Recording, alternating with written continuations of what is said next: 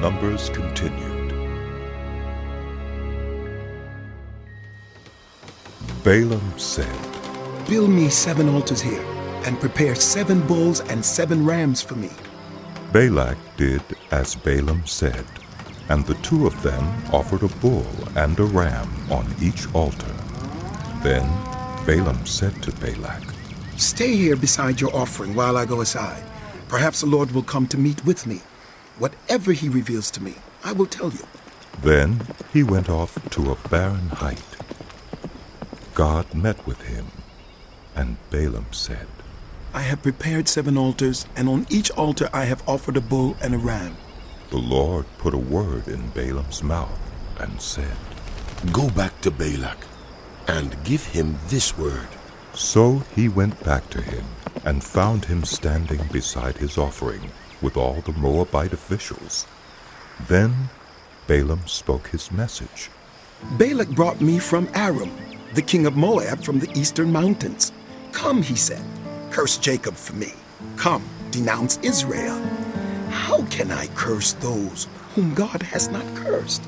How can I denounce those whom the Lord has not denounced? From the rocky peaks I see them, from the heights I view them. I see a people who live apart and do not consider themselves one of the nations. Who can count the dust of Jacob or number the 4th part of Israel? Let me die the death of the righteous, and may my final end be like theirs. Balak said to Balaam, What have you done to me? I brought you to curse my enemies, but you have done nothing but bless them. He answered, Must I not speak what the Lord puts in my mouth? Then Balak said to him, Come with me to another place where you can see them. You will not see them all, but only the outskirts of their camp. And from there, curse them for me. So he took him to the field of Zophim on top of Pisgah, and there he built 7 altars and offered a bull and a ram on each altar. Balaam said to Balak, Stay here beside your offering while I meet with him over there. The Lord met with Balaam and put a word in his mouth and said, Go back to Balak, and give him this word. So he went to him and found him standing beside his offering with the Moabite officials. Balak asked him, What did the Lord say? Then he spoke his message. Arise, Balak, and listen. Hear me, son of Zippor. God is not a human, that he should lie, not a human being, that he should change his mind. Does he speak and then not act? Does he promise and not fulfill? I have received a command to bless. He has blessed, and I cannot change it. No misfortune is seen in Jacob, no misery observed in Israel. The Lord their God is with them, the shout of the king is among them. God brought them out of Egypt. They have the strength of a wild ox.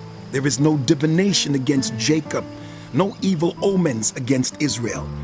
It will now be said of Jacob and of Israel, see what God has done.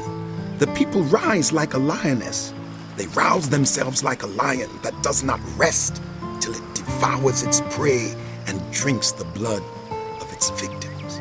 Then Balak said to Balaam, Neither curse them at all, nor bless them at all. Balaam answered, Did I not tell you I must do whatever the Lord says? Then Balak said to Balaam, Come, let me take you to another place. Perhaps it will please God to let you curse them for me from there. And Balak took Balaam to the top of Peor, overlooking the wasteland. Balaam said, Build me 7 altars here and prepare 7 bulls and 7 rams for me. Balak did as Balaam had said, and offered a bull and a ram on each altar. Now when Balaam saw that it pleased the Lord to bless Israel, he did not resort to divination as at other times, but turned his face toward the wilderness. When Balaam looked out and saw Israel encamped tribe by tribe, the Spirit of God came on him, and he spoke his message. The prophecy of Balaam, son of Beor, the prophecy of one whose eye sees clearly, the prophecy of one who hears the words of God, who sees a vision from the Almighty, who falls prostrate, and whose eyes are open. How beautiful are your tents, Jacob, your dwelling places, Israel.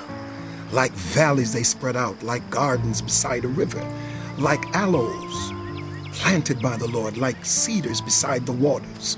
Water will flow from their buckets. Their seed will have abundant water. Their king will be greater than Agag. Their kingdom will be exalted. God brought them out of Egypt. They have the strength of a wild ox. They devour hostile nations and break their bones in pieces. With their arrows they pierce them. Like a lion they crouch and lie down. Like a lioness, who dares to rouse them?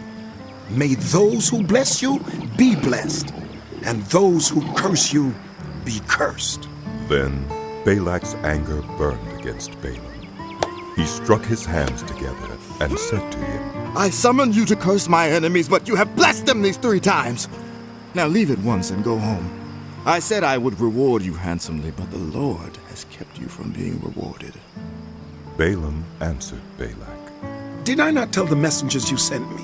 Even if Balak gave me all the silver and gold in his palace, I could not do anything of my own accord, good or bad, to go beyond the command of the Lord. And I must say only what the Lord says. Now I am going back to my people, but come, let me warn you of what this people will do to your people in days to come. Then he spoke his message. The prophecy of Balaam, son of Beor, the prophecy of one whose eye sees clearly, the prophecy of one who hears the words of God, who has knowledge from the Most High, who sees a vision from the Almighty, who falls prostrate, and whose eyes are open. I see him, but not now. I behold him, but not near. A star will come out of Jacob. A scepter will rise out of Israel. He will crush the foreheads of Moab, the skulls of all the people of Sheth. Edom will be conquered. Seir, his enemy, will be conquered. But Israel will grow strong. A ruler will come out of Jacob and destroy the survivors of the city. Then Balaam saw Amalek and spoke his message. Amalek was first among the nations, but they will come to ruin at last. Then he saw the Kenites and spoke his message. Your dwelling place is secure. Your nest is set in a rock. Yet you Kenites will be destroyed when Asher takes you captive. Then he spoke his message. Who can live when God does this?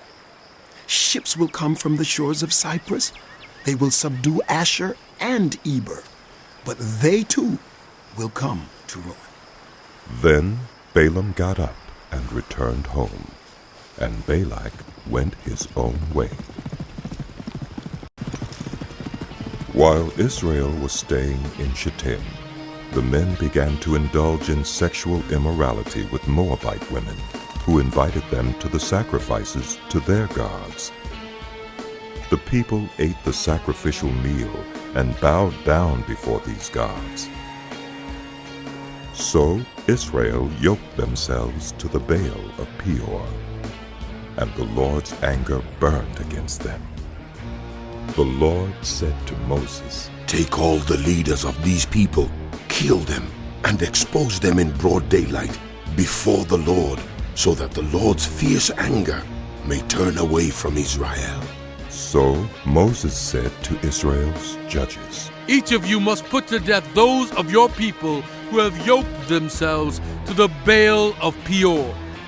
Then an Israelite man brought into the camp a Midianite woman, right before the eyes of Moses and the whole assembly of Israel, while they were weeping at the entrance to the tent of meeting. When Phinehas, son of Eleazar, the son of Aaron, the priest, saw this, he left the assembly, took a spear in his hand, and followed the Israelite into the tent. He drove the spear into both of them, right through the Israelite man and into the woman's stomach. Then the plague against the Israelites was stopped, but those who died in the plague numbered 24,000.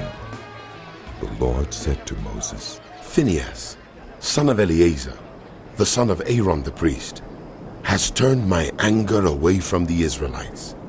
Since he was as zealous for my honor among them as I am, I did not put an end to them in my zeal. Therefore tell him, I am making my covenant of peace with him. He and his descendants will have a covenant of a lasting priesthood, because he was zealous for the honor of his God and made atonement for the Israelites. The name of the Israelite who was killed with the Midianite woman was Zimri, son of Salu, the leader of a Simeonite family. And the name of the Midianite woman who was put to death was Cozbi, daughter of Zer, a tribal chief of a Midianite family. The Lord said to Moses, Treat the Midianites as enemies and kill them. They treated you as enemies when they deceived you in the Peor incident involving their sister Cozbi, the daughter of a Midianite leader, the woman who was killed when the plague came as a result of that incident.